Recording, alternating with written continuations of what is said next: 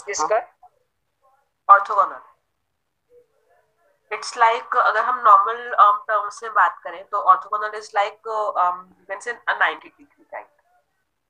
आप लोगों ने आई गेस ऑर्थोगोनल एंगल्स पढ़े होंगे शायद मैथ्स में। नहीं मैम, राइट। तो जो भी आपके राइट एंगल्स होते हैं हम उनको ऑर्थोगोनल एंगल्स बोलते हैं राइट। तो अगर हम यहाँ पे बात करें ऑब्जेक्ट ओरिएंटेड डिजाइन कि वो हमारा एज ए बेसिकली इंडिपेंडेंट है राइट। इट्स लाइक परपेंडिकुलर है वो हमारे फंक्शन ओरिएंटेड डिजाइन से। परपेंडिकुलर कैसे है कि जो हमारा फंक्शन ओरिएंटेड डिजाइन है वो हमारा फंक्शंस पे फोकस करते हैं एंड ऑब्जेक्ट ओरिएंटेड डिजाइन हमारे डेटा पे फोकस करते हैं। जो वो फंक्शंस जिस डेटा पे बेसिकली परफॉर्म कर रहे होते हैं ना वो उस डेटा पे फोकस करता है object oriented design. So object-oriented design begins with an examination of the real-world things that are part of the problem to be solved. तो फंक्शन ओरिएंटेड डिजाइन में अब तक हम कैसे बात कर रहे थे कि हमारे क्या क्या फंक्शंस होने चाहिए, क्या क्या प्रोसीजर्स होने चाहिए and so on. Object oriented design में हम ये फोकस करते हैं कि क्या हमारी ऐसे डेटा है जिसपे हमें फोकस करना है कि हमारा डेटा कौन सा है। फॉर एग्जाम्पल ये हमारी फाइल है तो ये हमारा एक डेटा है जिसपे हमें फोकस करना है। इससे रिलेटेड जो भी हमारे फंक्शंस होंगे हम वो परफॉर्म करेंगे। जो फंक्शन ओरिएंटेड डिजाइन में हम बात कर रहे थे तो हम फंक्शंस की टर्म से बात कर रहे थे कि हम फाइल को ओपन कर सके, हम फाइल को रीड कर सके एंड सो ऑन। अब जब हम ऑब्जेक्ट ओरिएंटेड डिजाइन के केस में बात करेंगे तो हम ऐसे करते हैं कि ये हमारी फाइल है, इस फाइल पे हम क्या क्या हम चीजें कर सकते हैं, क्या क्या हम इस पे परफॉर्म कर सकते हैं। So these things which we call objects are characterized individually in terms of their attributes and behavior. तो जब हम ये फंक्शंस की बात करते हैं कि इस फाइल पे हम क्या क्या चीजें परफॉर्म कर सकते हैं तो इट्स लाइक उसका वो बिहेवियर होगा। Let's take examples and let's take discuss the basic concepts of object oriented in order to understand all this. So सबसे पहले इंपॉर्टेंट चीज हमारी क्या होती है, ऑब्जेक्ट्स। ऑब्जेक्ट ओरिएंटेड डिजाइन में हम क्योंकि ऑब्जेक्ट्स पे बात कर रहे हैं, फोकस कर रहे हैं, तो सबसे इंपॉर्टेंट चीज इसमें हमारी क्या हुई, objects. So object-oriented design is not dependent on any specific implementation language. Here problems are modeled using objects. तो जो भी आपकी C++, जावा, पाइथन ये सारी जो लैंग्वेजेस हैं these are actually object-oriented languages. So ये सारी लैंग्वेजेस और जो कि आजकल हमारी सारी object-oriented लैंग्वेजेस ही बन रही हैं, so वो हमारी of course उस पे हमारा object-oriented design and here problems are modeled using objects. तो उसमें हम एक्चुअली ऑब्जेक्ट्स या क्लासेस के टर्म्स में बात करें। अब ऑब्जेक्ट्स के बिहेवियर होते हैं, यानी कि बिहेवियर एज इन क्या क्या परफॉर्म वो कर सकते हैं, और स्टेट होती है, state as in a kind of attributes. For example if I say student is an object, ये मैंने जैसे बोला कि अगर स्टूडेंट इज एन ऑब्जेक्ट तो उसके बिहेवियर क्या हो गए कि एज एन कि आप student can read, student can write and so on. ठीक है।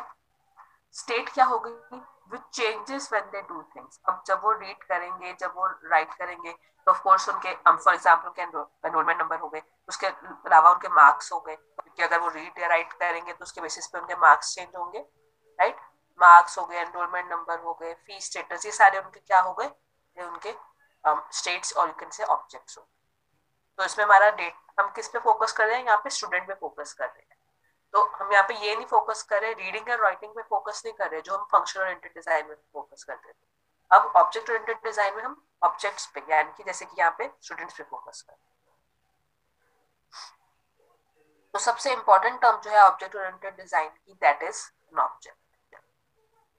So the word object is used very frequently and conveys different meaning in different circumstances. अगर मैं सिंपल टर्म्स में अगर हम बात करें, ठीक है, तो यहाँ पे चलो ऑब्जेक्ट ओरिएंटेड में हमारी दो सबसे इंपॉर्टेंट चीजें होती है, क्लासेस एंड ऑब्जेक्ट्स। ठीक है, क्लासेस एंड ऑब्जेक्ट्स। अब इस केस में जनरली क्या होता है, आप में से कितने स्टूडेंट ने वैसे कोई ऑब्जेक्ट ओरिएंटेड लैंग्वेज पढ़ी हुई है, whether it can be java, c++, Python है। python, हाँ जो भी। Yes ma'am. They can raise their hands actually, so that I'll be able to see how many students.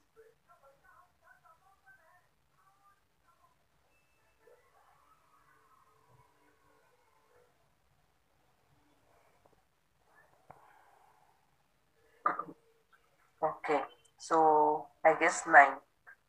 Okay, actually that's quite less for us. Okay, so ठीक है. तो अब हम यहाँ पे क्या बोल रहे हैं, जैसे यहाँ पे आप लोगों ने, अगर जिन्होंने पढ़ी ऑब्जेक्ट ओरिएंटेड लैंग्वेजेस, तो उन लोगों ने देखा होगा कि उस केस में वो क्लासेस क्रिएट करते हैं, राइट, उस केस में. एंड सिमिलरली अगर आप जिन्होंने नहीं भी पढ़ी, तो मैं बता रही हूँ कि इस केस में हम क्लासेस एंड ऑब्जेक्ट्स के ऊपर फोकस करते हैं, राइट. तो यहाँ पे क्लास क्या है या ऑब्जेक्ट क्या है. सो जैसे कि मैंने बात करी स्टूडेंट, तो it can be an object. तो हर एक ऑब्जेक्ट के हमारे कुछ ऑपरेशंस होते हैं, यानी कि बिहेवियर होता है, ठीक है. एंड ऐसे ही हमारे कुछ एट्रीब्यूट्स होते हैं, यानी कि उनका उनसे उनके एसोसिएटेड डेटा होता है, जैसे कि अभी मैंने बात करी. अब फॉर एग्जाम्पल अगर हम बात करें कि मैंने एक स्टूडेंट, अभी मैंने अब तक बात करी थी कि स्टूडेंट जो है वो ऑब्जेक्ट, लेकिन एक्चुअल में स्टूडेंट यहाँ पे क्लास हो सकती है, ठीक है. स्टूडेंट यहाँ पे हमारी क्लास हो सकती है. उस केस में अगर मैं बात करूं तो एट्रीब्यूट्स के केस में हमारे क्या हो सकता है, से रोल नंबर, ठीक है. एक हमारा हो सकता है नेम, ठीक है. एक हमारे हो सकते हैं मार्क्स. तो मैं सिंपल अभी इतना ही ले रही हूँ. एंड अगर यही मैं अगर फंक्शंस की बात करूँ कि वो क्या क्या फंक्शंस परफॉर्म कर सकते हैं, तो स्टूडेंट क्या क्या फंक्शन परफॉर्म कर सकते हैं. सिंपली अगर मैं बात कर रही हूँ, सिंपल रीड और राइट, ठीक है.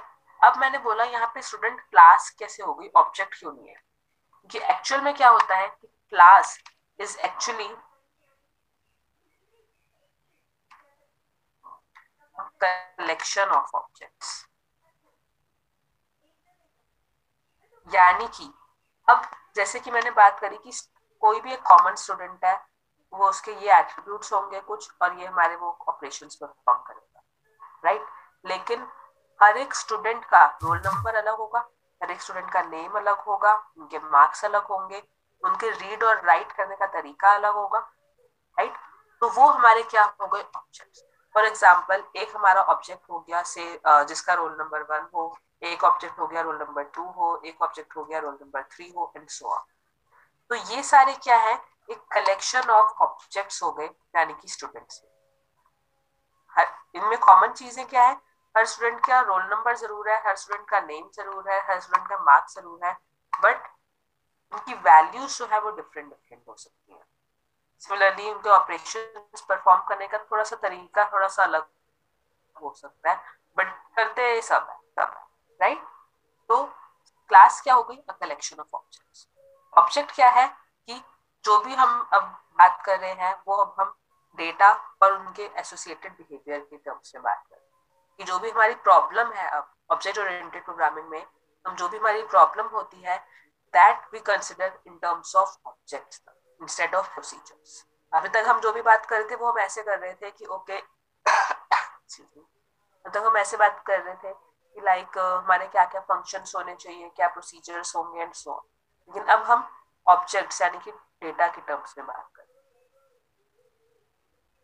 राइट. देन हमारा एक कॉन्सेप्ट आता है मैसेजेस का. अब डिफरेंट ऑब्जेक्ट्स होंगे. फॉर एग्जाम्पल ये तो हमारे मल्टीपल एक ही क्लास के ऑब्जेक्ट्स होंगे. अब सपोज हमारे और भी ऑब्जेक्ट्स हैं, एक मैंने बात करी कि स्टूडेंट्स होंगी हमारी, ऐसे हमने बात करी कि एक एक हमारी एक यूनिवर्सिटी होगी, एक ऑब्जेक्ट मतलब क्लास से जो भी, ठीक है. एक हमारी फैकल्टी हो गई, ठीक है. तो इस केस में these objects of different classes can communicate with each other. यानी कि फॉर एग्जांपल एक स्टूडेंट रोल नंबर 2 ने, ठीक है, अब फैकल्टी है, फैकल्टी एक हमारी क्लास हुई. ये क्यों क्लास हुई, अब फैकल्टी के भी हमारे मल्टीपल एट्रीब्यूट्स एंड ऑपरेशंस होंगे, और हर एक फैकल्टी का के जो भी नेम होगा या जो भी स्टेटस होगा वो हर एक का डिफरेंट होगा. उनका पढ़ाने सब्जेक्ट जो उनको एलोकेटेड होगा वो डिफरेंट होगा, उनके पढ़ाने का तरीका अलग होगा, and so on, right.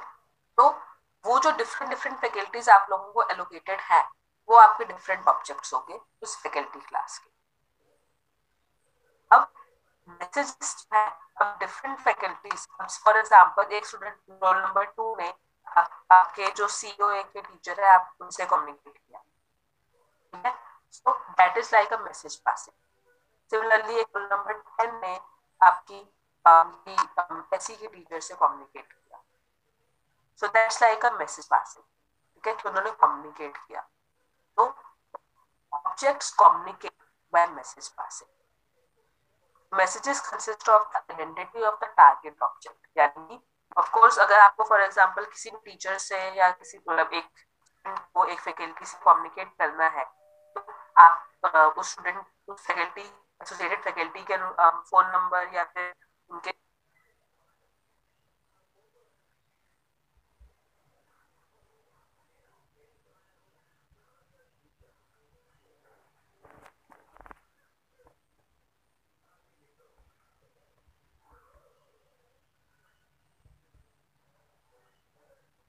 Discussing about message passing, right. तो इस केस में हम क्या बात कर रहे थे कि अगर एक स्टूडेंट ने दूसरे एक पर्टिकुलर फैकल्टी से अगर हम बात करनी है, तो क्या बात करनी है उस फैकल्टी का टारगेट जो अपना आइडेंटिटी होगी उससे एड्रेस करना. ठीक है, ये सारी चीजें इंपॉर्टेंट है.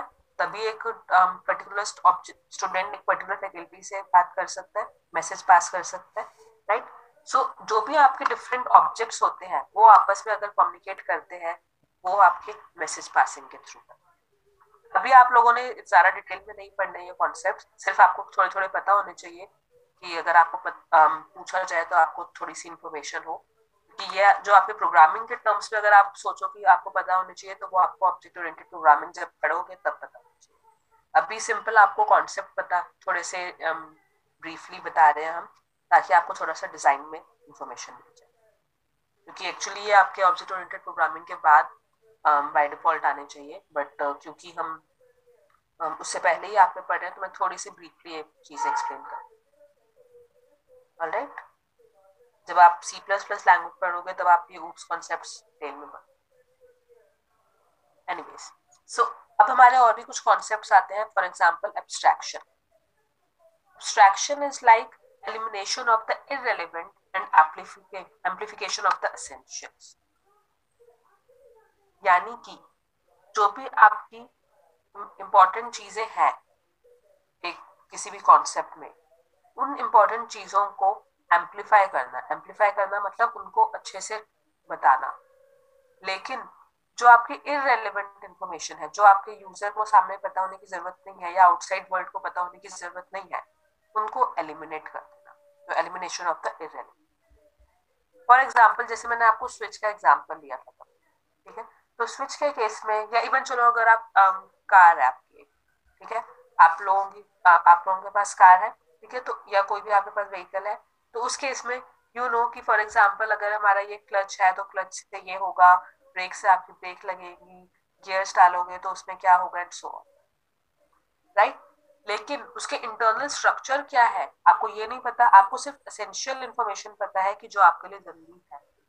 सिमिलरली स्विचेस की अगर हमने बात करी थी, तो आपको पता है कि अगर आप स्विच ऑन करोगे तो आपका जो भी एसोसिएटेड आपका कंपोनेंट है वो आपका ऑन हो जाएगा, अगर ऑफ करोगे स्विच तो वो आपका कंपोनेंट जो है वो ऑफ हो जाएगा, राइट. तो इस केस में भी आपको सिर्फ एसेंशियल इंफॉर्मेशन पता है, इररेलेवेंट इंफॉर्मेशन की, यानी कि पीछे का सर्किट कैसे चल रहा है, वो कैसे आपस में कनेक्टेड है, उसकी आपको इंफॉर्मेशन की कोई जरूरत नहीं, क्योंकि वो आपके लिए इंपॉर्टेंट है,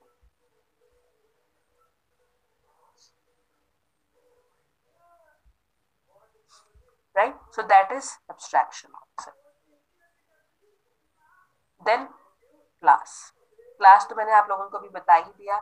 जैसे कि हमारे जो भी हमारे ऑब्जेक्ट्स हैं, ठीक है, उनका कलेक्शन हो गया एक हमारा पूरा class. So class is a set of objects और you can say class is a collection of objects. तो यहाँ पे और भी एग्जांपल है हमारे, जैसे कि फॉर एग्जांपल हमारे पास एक क्लास है कार, और डिफरेंट जो भी आपकी कार्स है, इंडिका, सैंट्रो, मारुति इंडिगो, तो ये सारे आपके क्या होगा, ये आपके इंस्टेंसेस मतलब instance is nothing but objects of instance is equal to object. ठीक है, तो जब हम बात करते हैं there are 3 instances of a class car, तो यानी कि there are 3 objects of a class car. ठीक है, अब ये हमने क्या बात करी कि ये सारे कलेक्शन ऑफ कार्स है ना, ये कलेक्शन ऑफ कार्स मतलब कलेक्शन ऑफ ऑब्जेक्ट्स, ये हमारे क्या बना रहे हैं कार. ठीक है। अगर आप इनको अलग अलग से एड्रेस करोगे तो आपके वो अलग अलग कार्ड्स हो जाएंगे, बट इनमें कॉमन चीज क्या है कि ऑफ कोर्स ये सारी चीजें, ये सारे कार्ड्स हैं। ठीक है। हर कार के हमारे कुछ सेम कुछ एट्रीब्यूट्स होंगे ही होंगे हर कार के, यानी कि नंबर ऑफ व्हील्स होंगे कुछ, इनके एट्रीब्यूट्स क्या हो सकते हैं, right. In number of wheels हो गए, सब में चलो 4 ही होंगे इसमें, ठीक है। उसमें आपके स्पीड क्या हो गई, ठीक है, जो भी आपकी बेसिकली जो भी आपके कॉमन एट्रीब्यूट्स कुछ ना कुछ होंगे, हाँ, लेकिन हर एक की वैल्यूज जो है वो अलग अलग होगी। सिमिलरली अगर हम ऑपरेशंस की बात करें तो ऑपरेशंस में हर एक कार जो है एटलीस्ट हमारी स्टार्ट स्टॉप ये सारे तो हो ही रही है, ठीक है। कितनी देर में स्टार्ट कितनी देर में स्टॉप हो रही है that can be different, but at least operations जो है वो सारे परफॉर्म करते हैं। सो ये क्लास और ऑब्जेक्ट्स का कॉन्सेप्ट समझ में आया कैसे हो रहा है, क्लियर हो रहा है कुछ? Yes ma'am. Every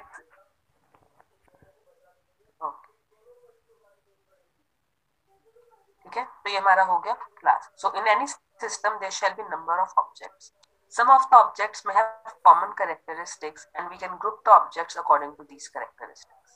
This type of grouping is known as a class. So as I said before, collection of objects is known as a class. Is known as a class. Hence a class is a set of objects that share a common structure and a common behavior. यानी कि for example in सारी cars का हमारा यहाँ पे common characteristics थे कि हम कुछ ना कुछ व्हील्स कुछ ना कुछ मतलब एट्रीब्यूट्स हमारे कॉमन रहेंगे ही, और कुछ ना कुछ कॉमन बिहेवियर रहेगा, राइट। इंस्टेंसेस का ऑब्जेक्ट ओनली, तो बोलते हैं इंस्टेंस ऑफ यानी कि object of. So we may define a class car and each object that represents a car becomes an instance of this class, यानी कि becomes an object of this class. तो ये हमारे सारे इंस्टेंसेस यानी कि ऑब्जेक्ट्स होते हैं। सिमिलरली हम यहाँ पे एक और क्लास शो कर रहे हैं, जैसे कि क्लास होगी हमारी एक स्क्वायर। तो उस स्क्वायर में क्लास में हमारे कुछ एट्रीब्यूट्स क्या हो जाएंगे, कलर क्या है उस स्क्वायर का, ठीक है, पॉइंट्स एज एन, जैसे कि हम स्क्वायर्स के ऐसे कोऑर्डिनेट्स डिस्क्राइब करते हैं ना, फॉर एग्जांपल 0,0, फिर हमने डिस्क्राइब किया एक से 2,0, एक हमारा हुआ 0,2 और एक हमारा हुआ से 2,2, ठीक है। जैसे ये हमारे पॉइंट्स हो गए, तो ये हमारे उसके क्या हो गए, कोऑर्डिनेट्स हो गए। तो वो हम पॉइंट्स बता सकते हैं, या ये हमारे एक ऑब्जेक्ट, एक स्क्वायर के ऑब्जेक्ट्स हो गए, यानी कि एट्रीब्यूट हो गया। सिमिलरली अगर हम ऑपरेशंस की बात करें तो इसमें कलर करना या ड्रॉ करना ये हमारे क्या हो गए, क्लियर हुआ? मैम ये एट्रीब्यूट्स और ऑपरेशंस में क्या डिफरेंस है? एट्रीब्यूट्स इज लाइक उसके काइंड ऑफ डेटा, यानी कि जैसे कि आप इसमें देख सकते हो कि कलर जो है एक पर्टिकुलर स्क्वायर हुआ, ठीक है, एक पर्टिकुलर स्क्वायर का जैसे मैंने बोला कलर है उसका रेड, और जैसे उस पर्टिकुलर स्क्वायर के मैंने ये हो गए, ये कोऑर्डिनेट्स हो गए।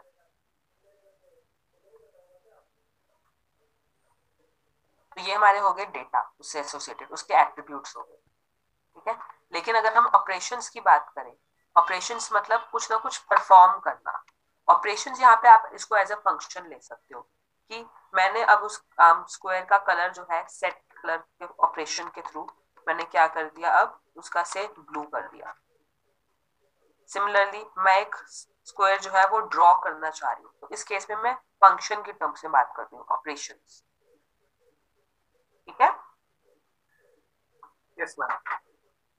जैसे कि मैंने एक स्टूडेंट का एग्जांपल लिया था, स्टूडेंट के केस में एट्रीब्यूट्स क्या हो गए थे, roll number, name, marks, right, and उसके फंक्शंस क्या हो गए थे, से रीड, राइट। समझ में आ रहा है क्या डिफरेंस आ रहा है? Yes ma'am. तो एट्रीब्यूट्स वही क्या हो गए, जैसे कि अभी मैंने डिस्कस किया, it is a data value held by the objects in a class. For example the square class has two attributes here, a colour and an array of points. Operation क्या हो गया, operation is a function or transformation that may be applied to or by objects in the class. Applied to और by objects मतलब जैसे कि अगर हम ये स्क्वायर की हमने बात करी, सेट कलर या ड्रॉ, तो हम एक स्क्वायर के ऊपर ये परफॉर्म कर रहे हैं, राइट। तो इट्स लाइक कि वो स्क्वायर के ऊपर हम कुछ परफॉर्म कर रहे हैं। और अगर हम, जैसे मैंने स्टूडेंट का एग्जांपल लिया था ऑपरेशन में रीड और राइट, तो यानी कि ये ऑपरेशन वो खुद स्टूडेंट परफॉर्म कर रहा था, उसके ऊपर भी हम परफॉर्म कर रहे थे, वो स्टूडेंट खुद ये ऑपरेशंस परफॉर्म कर रहा था। तो दोनों केसेस में these are operations of a class. So an object knows its class and hence the right implementation of the operation. तो of course कोई भी, अगर मैं एक स्टूडेंट बोलूं, जैसे कि अगर एक रोल नंबर 10 है यहाँ पे, तो of course उसको अपने ये सारे एट्रीब्यूट से ऑपरेशंस पता होंगे, वो कैसे परफॉर्म कर रहा है या उसके डिफरेंट एट्रीब्यूट्स अलग अलग कैसे हैं, that can be different, but at least उसको पता है कि ये उसके ऑपरेशंस या उसके डेटा है उससे associated. Then there is a very interesting concept in object-oriented, that is inheritance. Inheritance आपका object-oriented programming का बहुत important concept होता है. Inheritance is like inherit करना. Inherit करना का मतलब समझते हो, जैसे कि आप अपने कुछ फीचर्स जो है या कुछ आपकी जेनेटिक्स जो है वो आप अपने पेरेंट्स से इनहेरिट कर रहे हो, राइट? समझ में आ रहा है ये कॉन्सेप्ट एटलीस्ट? आप कैसे अपने पेरेंट्स से कुछ इनहेरिट कर रहे हो? Yes ma'am. Yes ma'am. Right. Similarly यही कॉन्सेप्ट हम अपनी प्रोग्रामिंग लैंग्वेज में इम्प्लीमेंट कर सकते हैं। कैसे? कि अगर हमारे पास actually this inheritance implements reusability. reusability कैसे? कि अगर हमारे पास कोई एक क्लास है तो उससे एसोसिएटेड कोई चीजें हम अपने नई क्लासेस में यूज कर सकते हैं। फॉर एग्जाम्पल, हमारे पास हमने एक क्लास बना रखी थी शेप नाम। अब अगर मैं एक उसमें स्क्वायर या ट्राइंगल क्लासेस जो है वो क्रिएट कर रही हूँ, ठीक है, तो उस केस में मैं क्या बोल सकती हूँ कि अब शेप क्लास में कलर जो है, ठीक है, वो मेरे पास था। अब कलर मेरे को, मैं स्क्वायर और ट्राइंगल ये दोनों इनहेरिट कर सकते हैं, क्योंकि कलर क्या है, एक एट्रीब्यूट है, ठीक है। स्क्वायर का भी कोई एक कलर हो सकता है, ट्राइंगल का भी कोई एक कलर हो सकता है। तो मतलब मैं ये ऑलरेडी जो एग्जिस्टिंग क्लास थी मैं उसे इनहेरिट कर सकती हूँ, मैं उसको बेसिकली रीयूज कर सकती हूँ। इट्स लाइक कि आपके पास कोई एक ऑलरेडी कोड लिख रखा हो, तो आप दोबारा वो कोड ना लिखना चाहो तो आप उसे रीयूज करना चाह रहे हो, ठीक है, तो वो आप इसके थ्रू कर सकते हो। सिमिलरली एक सेट कलर फंक्शन है, तो सेट कलर फंक्शन में आपको पता है कि हाँ स्क्वायर के लिए भी आप वो कलर बीच में भर सकते हो, सिमिलरली ट्राइंगल में भी भर सकते हो। तो उसके लिए दोबारा से सेट कलर फंक्शन करने की जरूरत नहीं है, आप शेप वाला यूज कर सकते हो, राइट। तो इस केस में ये स्क्वायर और ट्राइंगल जो है वो इन दो चीजों को इनहेरिट कर सकते हैं। लेकिन अब उसको पता है कि स्क्वायर के लिए उसको 4 कोऑर्डिनेट्स चाहिए, ट्राइंगल के लिए 3 कोऑर्डिनेट्स चाहिए, तो उसके लिए वो खुद को उसको बताने पड़ेगी।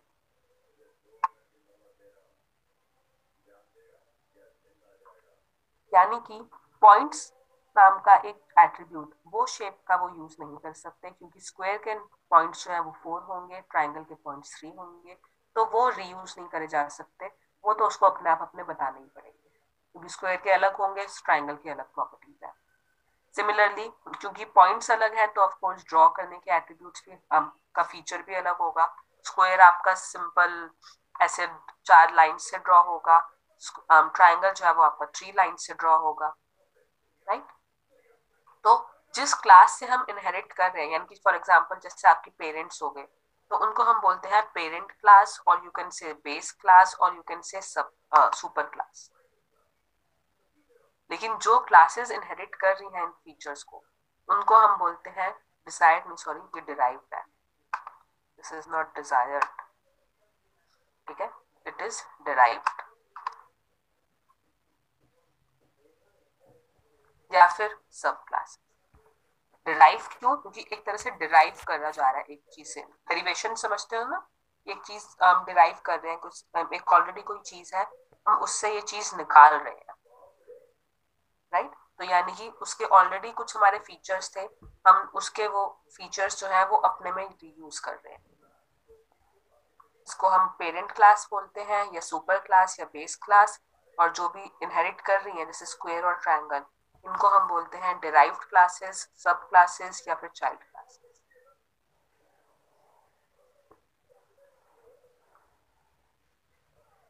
ऐसे ही हमारे फाइनली कुछ और कॉन्सेप्ट्स भी आते हैं, फॉर एग्जांपल पॉलीमॉर्फिज्म या इनकैप्सुलेशन। पॉलीमॉर्फिज्म छोड़ दो, पॉलीमॉर्फिज्म आपके लिए इंपॉर्टेंट नहीं है। इनकैप्सुलेशन, इनकैप्सुलेशन आप सिंपल ऐसे समझो, कैप्सूल पता है, कैप्सूल देखी होगी सबने, यस मैम। मेडिसिन वाली। Yes ma'am. Yes ma'am. उस कैप्सूल में क्या खास बात होती है? वो बीच में से ऊपर हो जाती है इजीली। और उस बीच में कुछ ना कुछ मेडिसिन आपकी भरी होती है, that can be in the liquid form or powder form or something like that, right? Yes तो मैम। आप इस क्लास को एज ए कैप्सूल समझ सकते, क्लास को आप कैप्सूल समझ सकते। कैसे कि एक पूरी क्लास है वो कैप्सूल है, उसके अंदर आपका क्या भरा हुआ है, यहाँ पे बस डेटा है यानी कि जो एट्रीब्यूट्स हो गए और आपके ऑपरेशंस है। ठीक है, एक क्लास में आपके डेटा यानी कि एट्रीब्यूट्स और ऑपरेशंस भरे हुए हैं। तो कैप्सूल क्या होगी, आपकी वो क्लास हो गई, और उसके अंदर की जो मेडिसिन जो है उसके अंदर वो क्या हो गए, वो डेटा और ऑपरेशंस। तो इसमें हम ये बोलना चाह रहे हैं कि क्लास जो है वो आपकी इनकैप्सुलेशन जो है वो इम्प्लीमेंट करती है। And encapsulation is also commonly referred to as information hiding. बाहर वाले लोगों को नहीं पता कि उस कैप्सूल में क्या है, जब तक वो खोलेंगे नहीं उसको तब तक नहीं पता चलेगा कि इस कैप्सूल में आपका क्या क्या चीजें हैं, राइट। लेकिन हमें पता है, अंदर उस कैप्सूल को पता है कि उसमें क्या मेडिसिन है। सिमिलरली बाहर वाली आउटसाइड वर्ल्ड को नहीं पता कि उस क्लास में कितना डेटा या कितने ऑपरेशंस है, राइट। लेकिन उस क्लास को पता है कि उसमें क्या क्या डेटा या क्या क्या ऑपरेशंस परफॉर्म हो। जैसे कि फॉर एग्जांपल आपको नहीं पता कि हाँ आपके टीचर्स क्या ऑपरेशंस परफॉर्म कर रहे हैं, जो आपके सामने है वही चीजें हैं, या क्या डेटा है उनका एंड सो ऑन। लेकिन इंटरनली हमें चीजें पता है, या फिर जो हम मैसेज पासिंग में कर रहे हैं, मैं आपको जो कम्युनिकेट कर रही हूँ आपको वो चीजें पता है। सिमिलरली आप जो वो मुझसे कम्युनिकेट कर रहे हो मुझे वो चीजें पता है। So it's like information hiding. तो जो हमारे एक्सटर्नल एस्पेक्ट्स हैं वो आप लोगों को पता है, जो इंटरनल डिटेल्स हैं वो एक दूसरे को नहीं पता। क्लियर हुआ है कॉन्सेप्ट? Yes ma'am.